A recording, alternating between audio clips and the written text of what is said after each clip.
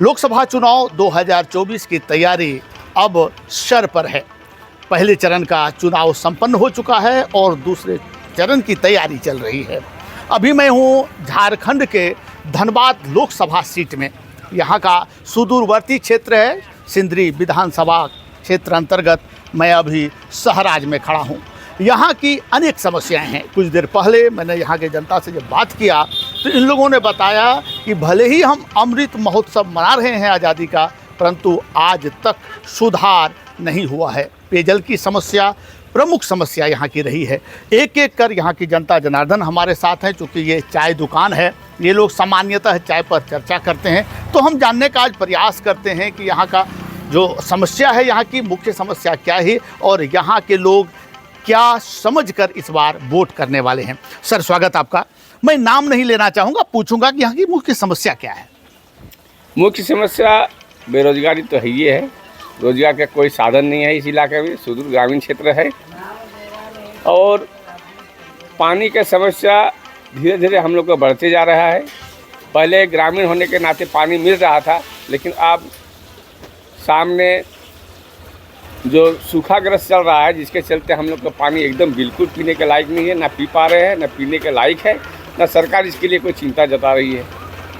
तो इस बार जो 2024 की में मतदान करने जा रहे हैं, इस चुनाव की जो तैयारी चल रही है, मुख्य मुद्दा क्या रहेगा? जब यहाँ तो आते होंगे कैंडिडेट, लगातार आते होंगे, वादा करते हैं, वादा नहीं निभाते, तो इस बार मांग क्या रहेगी यहाँ की जनता की? देखिए, झूठी जुमला सरकार दे रही है।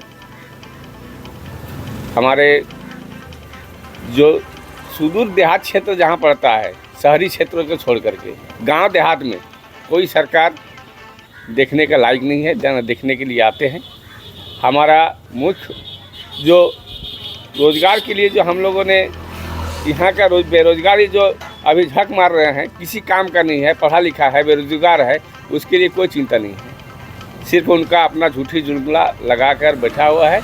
जो लोग प्रभावित होते हैं वो हाँ हाँ बोलते हैं, जो प्रभावित जो जानते हैं वो नहीं बोलते हैं। लेकिन हम लोग जानते हैं कि ये झूठा जुमला आज तक चल रहा है और ये चलते रहेगा। हम लोग का मुद्दा क्या रहेगा? मुद्दा खाने पीने के लिए रोज़गार होना चाहिए। पानी का समस्या जो है उसको दूर होना चाहिए। यहाँ घर नहीं है, हज़ारों ऐसे परिवार है, आदिवासी बहुल क्षेत्र होने के नाते इस इलाके में उसके वहाँ तक सड़क भी नहीं पहुँचा। घर तो दूर की बात है, आज भी झुग्गी झोपड़ी में हम लोग जी रहे हैं। पढ़ाई लिखाई के साधन हम लोग का दूर में है। सामने किसी तरह का एक भी ऐसा कोई कॉलेज नहीं है जो हम लोग जाकर के उसे हमारा बच्चा पढ़े और कम खर्चे में उसको पढ़ाई हो सके। वो काम सरकार नहीं देख रही। थोड़ा सा वेट करें, मैं आऊँगा लौट के आपके पास। मैं आपके पास आता हूँ। इन्होंने बहुत अच्छा चीज़ को छुआ है कि शिक्षा विकास का धूरी है। शिक्षा, यदि लोग शिक्षित होंगे तो स्वतः वहाँ विकास हो जाता है। शिक्षकों की कमी से जूझ रहा है। अगर हम बात करें तो किसी एक पार्टी तो दोष है नहीं। इन्होंने कहा कि लगातार किसी भी पार्टी के नेता हों, आते हैं, वादा करते हैं और चले जाते हैं। समाधान आपके नज़र में क्या होना चाहिए? हमारे यहाँ सबसे बड़ी जो समस्या है, जो हर समस्या का समाधान, वो शिक्षा है। लेकिन हमारे यहाँ सुदूर देहात में शिक्षा का कोई माकूल इंतज़ाम नहीं है, कोई व्यवस्था नहीं है। हमारे बच्चे पढ़ाई के लिए तरस रहे हैं, लेकिन कोई माँ बाप अगर बड़ी कठिनाई से, समस्या से जूझ के उससे परिश्रम करके पढ़ाते हैं, लेकिन पढ़ाने के बाद भी उसकी कोई समस्या हल नहीं हो पाता है। बहुत सारे ऐसे लड़के बीटेक हैं, एमटेक हैं, इंजीनियर हैं, सिविल है, टेक्नीशियन है, लेकिन घर में पढ़े हुए बैठे हुए हैं, रोज़गार नहीं है। हर सरकार हो, चाहे कोई भी सरकार हो, खाली सिर्फ जनता से झूठी वादा करती है और वादा करके प्रलोभन दे करके जनता को अंधा बना करके सुदूर देहात के लोगों को वोट लूटने का और खुसटने का काम किया है। और अभी भी वही धंधा, वही सिलसिला जारी है। एक प्रश्न आपसे लेना चाहेंगे कि इस बार जो वोट डाल रही है यहाँ की जनता, ग्रामीण क्षेत्र की जनता, तो ध्यान में पार्टी है या कैंडिडेट? नहीं, अब की जो है ना, यहाँ पर मतलब यह है कि कैंडिडेट कोई फैक्चर नहीं है। पार्टी बेसिस पे लोग वोट दे रहे हैं। महागठबंधन ने जो भी प्रत्याशी को निष्कासित की, जो भी जिसको आमंत्रित किया है, पार्टी बिल्कुल अंधाधुन आँख मूंद करके, अंधा हो करके उसको वोट डालेगी। आपसे भी यही प्रश्न रहेगा कि चूँकि लगातार पार्टी को देखकर लोगों ने वोट किया, तो इस बार जो है पार्टी या कैंडिडेट भारी कौन पड़ेगा? देखिए, पार्टी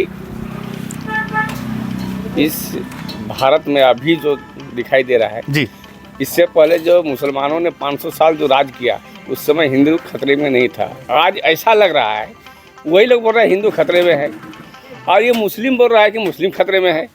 इसका सीधा श्रेय जाता है बीजेपी को। दो तरफा वोट हो रहा है, कुछ लोग बीजेपी में है, कुछ इंडिया के अंदर है। और जहाँ तक सवाल रहा है पार्टी विशेष की, तो हम लोग पार्टी विशेष में वोट देते हैं। हम लोग महागठबंधन को, महा इंडिया गठबंधन को जो है उनको वोट देने की कार्य कर रहे हैं। तो वास्तव में खतरे में कौन है? जैसे आपने भी बहुत अच्छा मुद्दा छेड़ा है कि कुछ लोग ऐसे हैं जो कह रहे हैं कि हिंदू खतरे में, जबकि हिंदू यहाँ बहुल क्षेत्र में है। फिर कुछ लोग कह रहे हैं कि भाई मुस्लिम खतरे में। तो आखिर खतरे में है कौन? देखिए, ना हिंदू खतरे में है, ना मुस्लिम खतरे में है जी। ये जो पार्टी है, खुद पार्टी खतरे में है। अपना अस्तित्व बचाने के लिए तरह तरह के एजेंडा दिग्भ्रमित करने के लिए लोगों को बोला जाता है, और उसमें एजेंडा लेकर के वही घूम रहा है। हिंदू खतरे में है तो मुस्लिम खतरे में है, तो शरिया कानून लागू करने के लिए बात कर रहा है, तो राम का कानून रद्द करने के लिए कर रहा है। लेकिन ये खाली जुमलाबाजी है, लोगों को दिग्भ्रमित करके वोट लूटने का काम कर रहा है, अपना राज चलाने के काम कर रहा है। बहुत बहुत धन्यवाद आपका। जो स्थिति है ये दिखाने का प्रयास कर रहे हैं कि वोट की राजनीति हो रही है। जाति, धर्म, ये सभी अपने लिए है। ना हिंदू खतरे में है, ना मुस्लिम खतरे में है। अर्थात इस बार जो ग्रामीण जनता है वह वैसे लोगों को चुनने का मूड बनाई है जो विकास करे, जो जाति दलगत से ऊपर उठकर काम करे। आपसे भी मैं लेना चाहूँगा, आप बताएं कि इस बार जो स्थिति है, जो चुनाव भाग लेने जा रहे हैं, तो मुद्दा क्या रहेगा? पार्टी विशेष या कैंडिडेट विशेष या विकास, क्या रहेगा? मुद्दा रहेगा वोट का, संविधान बचाओ वोट, बस। ज़्यादा तो कुछ बोलना नहीं। संविधान अभी खतरे में है। भारत का जो संविधान है खतरे में है। कैसे? बहुत तरह ये तो सबसे खतरा है ये 2014 का पहले क्या यहाँ हिंदू मुसलमान नहीं रहता था? उस समय खतरे में कोई नहीं जा रहा था। अभी जब यहाँ हिंदू राष्ट्र लगभग है, सरकार हिंदू है, हमारा स्टेट से लेके लोकसभा तक हिंदू का हम लोग को वजीर आजम जो है उनको बनाए हुए हैं। अभी बोल रहा है कि हिंदू खतरे में है। हमारे गांव में 40 वो हिंदू घर है और हम लोग 500 घर। एक वो बच्चा खाली बोल दे कि हम लोग को आज तक सोचे हैं कि हम लोग की मुसलमान गांव में हम लोग है। तो ये बात तो उन्होंने रखा है कि वास्तव में कोई खतरे में नहीं है, लेकिन नहीं आप है। कह रहे हैं संविधान खतरे में। तो आप कैसे इसको प्रमाणित कर रहे हैं संविधान खतरे में? क्योंकि ये भी तो जुमलेबाजी है। हाँ, तो वही तो संविधान खतरे में है। संविधान का ये धारा पलटी करो, ये करो। खाली धारा का जो संविधान बना हुआ है 1947 में बना है उसको पलटी कीजिए। हमारा सत्ता आ जाएगा तो हम संविधान को पूरा पलटी करके रख देंगे। यही तो हम लोग को डर है। हम लोग संविधान में तो जाके बैठ नहीं रहे हैं, लेकिन खतरा तो लग रहा है कि हो सके इसका पूरा सत्ता 400 का पार हो जाएगा तो हम लोग को कहीं बढ़िया पार तो नहीं कर देगा। विकास पर बात करते हैं, क्योंकि अभी तक जितनी बातें हुई सभी राष्ट्रीय स्तर की हुई। अगर स्थानीय स्तर का ले तो विकास के स्तर पर क्या देख रहे हैं? इस पर बात क्यों नहीं हो रही? विकास में तो सरकार तो विकास दे रही है, ऐसा बात नहीं है, लेकिन यहाँ धरातल तक पहुँचना मुश्किल है। तब तक गुजरेगा हम लोग 70% लूट जाता है, 30% हम लोग को मिलता है। नाम बताएं। जो नरेगा वाला जो आप अपना नाम बताएं। मेरा नाम जी आलम अंसार जी। आप बताएं। देखिए, सबसे पहली बात यह है, जो भी सरकारी योजनाएं के जो भी काम हो रहे हैं ये सिर्फ और सिर्फ कागज़ कलम में और थैले में हो रहे, धरातल पर नहीं, ज़मीन स्तर पर कुछ भी नहीं हो रही। ये सिर्फ शहराज पंचायत की बात नहीं है, ये झारखंड के 99% इलाके की बात है, सुदूर देहात की बात है, ग्रामीण क्षेत्र की बात है। नहीं तो सवाल ये कि आप शिक्षित वर्ग हैं, आवाज़ तो उठाना होगा। आखिर एक मिनट, अभी देखिए इस तरह से है, कुछ लोग आवाज़ उठा करके भी खामोश हो गए हैं। क्योंकि देखिए झूठ जब चलती है ना, तो झूठ पूरे शहर घूम करके जो सच्चाई उठता है तब तक उसके दरवाजे के सामने खड़ा होता है। तो अभी झूठ का बोलबाला ज़्यादा है, सच्चाई का कम है। सच्चाई आएगी उभर के, लेकिन थोड़ा वक्त लगेगा। तो मुद्दा अगर मान के चलें 2024 में, तो राष्ट्रीय मुद्दा ही राष्ट्रीय मुद्दा ही सर्वप्रथम है, सर्वप्रथम रहेगा, और वही मूलधन है हमारा। बहुत बहुत धन्यवाद आपका। हम थे एक चाय के दुकान पर। यह सहराज है, सिंदरी विधानसभा क्षेत्र, लोकसभा क्षेत्र धनबाद में ये आता है। यहाँ सामान्यतः 100 की संख्या में लोग यहाँ आते हैं और चाय पर चर्चा करते हैं। और राजनीतिक चर्चा सामान्यतः सुबह और शाम जरूर होती है।